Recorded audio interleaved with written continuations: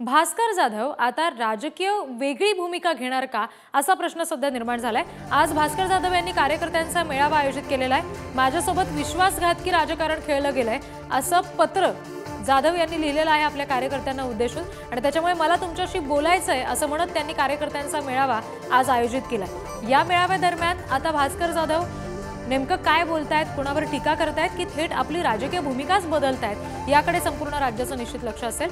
भास्कर जाधव उद्धव ठाकरेंची साथ सोडणार का असाही प्रश्न या पत्रानंतर विशेषतः निर्माण होतोय।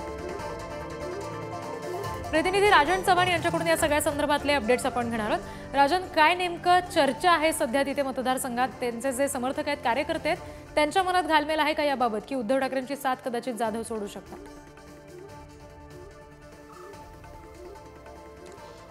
नाही, नक्कीच मॅडम, भास्कर जाधव म्हणजे म्हणायला गेलं तर ठाकरे गटातील एक निखारा समजला जातो। कुठल्याही नेत्यावर आगडपाड करताना भास्कर जाधव कुठलीही पर्वा करत नाहीत। सिंधुदुर्गात त्यांनी गेले 2 वर्षात नारायण राणे यांना अंगावर घेताना कुठल्याही प्रकारचा मुलाहिजा बाळगला नाही। अगदी नारायण राणेपासून ते निलेश राणे यांच्याबाबत देखील त्यांनी बोथरी टीका केली। ही टीका करत असताना भास्कर जाधव यांना कार्यकर्त्यांकडून सुद्धा उत्तम प्रतिसाद मिळाला आणि त्यामुळेच कुठेतरी निलेश राणे यांनी भास्कर जाधव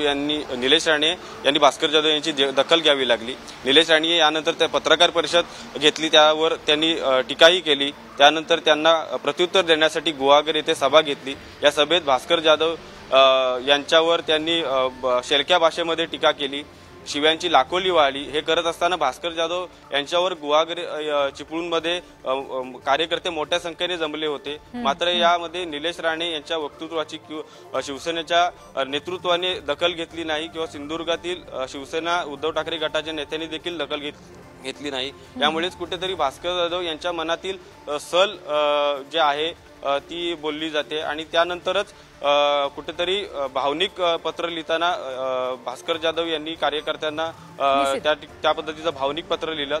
हे करत असताना कार्यकर्त्यांनी देखील भास्कर जाधव यांना त्या पद्धतीने पुढाकार घेतला आणि भास्कर जाधव यांनी कार्यकर्त्यांशी देखील त्या पद्धतीने चर्चा केल्याची बोलले जाते आणि हे या पद्धतीचे शिवसेनेचा भगवा आपल्याच खांद्यावर फडकवायचा असे सांगताना कार्यकर्त्यांना भावनिक आव्हान देखील केले आणि भावनिक आव्हानामध्ये कदाचित भास्कर जाधव यांच्या मनातील खंत सुद्धा यावेळी कुठेतरी दिसून येते। निश्चित राजन, आणि या मेळाव्यामध्ये नेमकं काय घडतं याचे अपडेट्स पुढे तुमच्याकडून घेऊ। तुर्तास धन्यवाद दिलेल्या माहितीसाठी।